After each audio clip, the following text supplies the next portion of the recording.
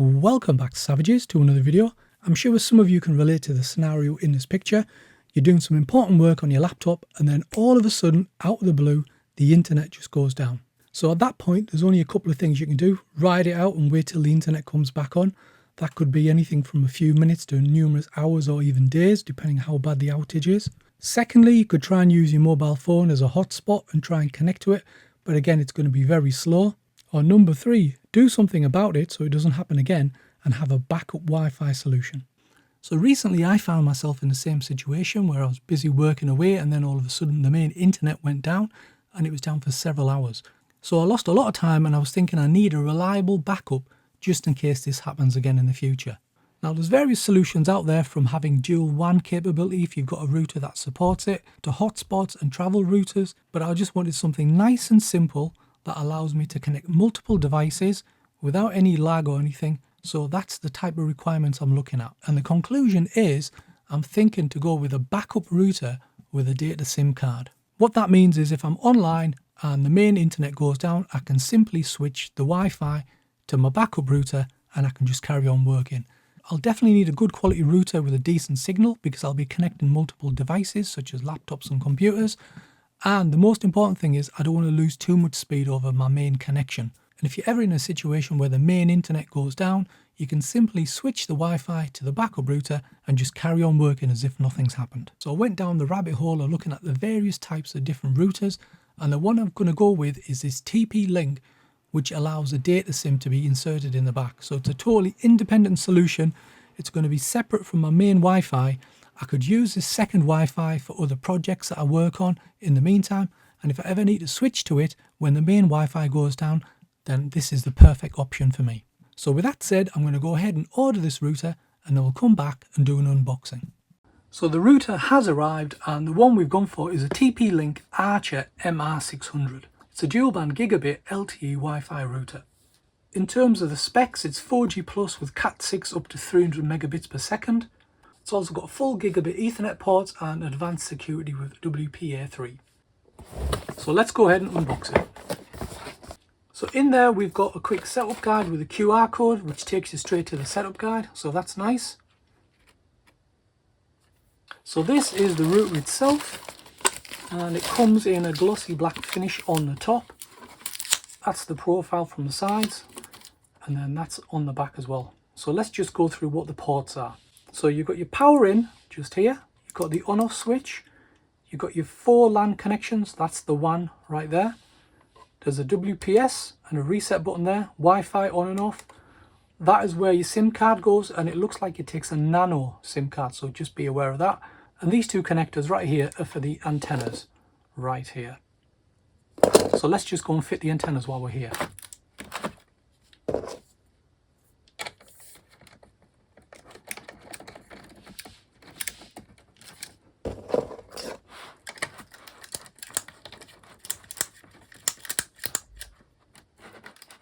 And these actually turn at an angle like that. So that's what it'll look like when you've got them connected. We've also got some more documentation here. This one right here is a quick installation guide as well, if you need it. You get an Ethernet cable provided. And this right here is the mains adapter. So in my case, it's the 3-pin UK version with that adapter right there. And on the back of the router, it'll just plug into this slot over here. So let's just have a quick look at the installation guide. It's nice and simple. So step 1 is connecting the hardware, where you put the SIM card into there and then plug it into the mains. And then number 2, you just verify the hardware connection by checking the status lights. And then number 3, you've got the option of either setting it up via the wired connection through the WAN ports, or you can use wireless as well. So I'm going to be using wireless, so let's just go ahead and get it all plugged up. One thing to note, when you're putting the SIM card in, make sure that the gold contacts are facing the bottom. And it should give you a nice pleasant click when you put it in. So one thing I'm always interested in is knowing what the power consumption is of items that I'm plugging in. So with that said, I'm going to plug this into a power meter, as you can see right here, and we'll get an idea of just how much power it uses just out of the box. So the router's just powered on right now, and as you can see, it's using round about 4 watts of power. In terms of amps, it's 0.03. So I've switched to the phone and gone to Wi-Fi, and I've noticed these two new Wi-Fi hotspots, one of them which ends in 5G. So I'm going to go ahead and click on one of them and enter the password, which is on the bottom of the router. So now that we're connected to its Wi-Fi, let's just try and go to a web browser. So we're on Google. If we just click one of these links here,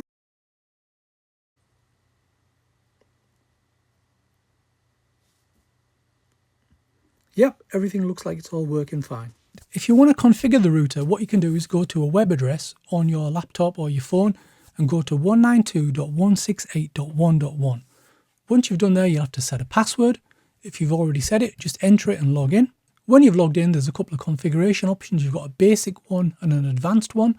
In the basic, it just gives you a diagram there of your internet and the two different bands and any mesh devices you've got. It's telling me I've got two wireless clients connected, which is good. And then it just gives you some basic information about your internet right there. If you scroll down to the internet section, it just tells you the interface name and the status, and also the IP address and DNS servers. And then in terms of the SIM card, it just tells you what the signal strength is, the ISP, and how much data has been used so far. If we click on the internet tab, you can see there's different settings in there you can change. Under wireless, you can change the names and the passwords. There's also a smart connect as well, if you want to combine both of them. There's a section here called One Mesh, where you can have a one mesh network if you've got more of these devices and you want to pair them all together and have a seamless connection throughout the house. There's also a guest network as well and some options in there. You can add parental controls and also a TP-Link cloud as well. If we click on the Advanced tab at the top, you've got the status. There's an operation mode, so you can have 3G, 4G router or a wireless router mode. Under the network, there's a load of settings. I'm not going to go into all of them, but that's what they look like. SMS. If you've got any messages, you can set that up as an SMS inbox and outbox. Wireless. Those are the options underneath there. Again, that one mesh thing we just looked at is there as well. Also got the guest network. In NAT forwarding, you've got things like virtual servers and port triggering, so you can set all of that up in there. Parental controls, quality of service, security, so you've got things like firewalls, service filtering, access control, IP and MAC binding, and a firewall section where you can add rules as well. The next tab is VPN, and you've got OpenVPN, etc. right there. And lastly, you've got some system tools. So you can change time settings, got LED control, also got a night mode there as well, diagnostics, firmware upgrade. So as you can see, the device out of the box has come with this firmware, and it's telling me there's a new version of it out right here. So I might just upgrade that shortly. You can do backup and restore. So you can back up all the settings on here once you've got it. You can do a reboot if needed or schedule it. There's an admin tab just here where you can change the password and also do local and remote management. System log. We also have CWMP settings, SNMP settings, and there's a traffic monitor as well. So that's it in terms of the configuration. So it's nice and easy. Everything's well laid out as you would expect from TP-Link. So now that we've got everything up and running and configured, I just want to go and see what the power consumption is when it's actually in operation. So we're back at the router with a couple of devices connect to it via Wi-Fi, and as you can see, the wattage used by the device is around about 4.6 watts, which is pretty impressive. In terms of amps, again, 0.035 amps, that's hardly anything. In terms of the wattage, this will fluctuate depending on the number of devices you've got connected and also the amount of bandwidth that is being used. In terms of data sims, sometimes you can get really good deals. It depends on where you are in the world. For myself, I managed to get a fixed term contract with payment up front, and I get so much allowance a month. So that for me worked out to be a better deal than anything else I could find. So I have been using the router for a few days, and I've got to say the throughput is fantastic.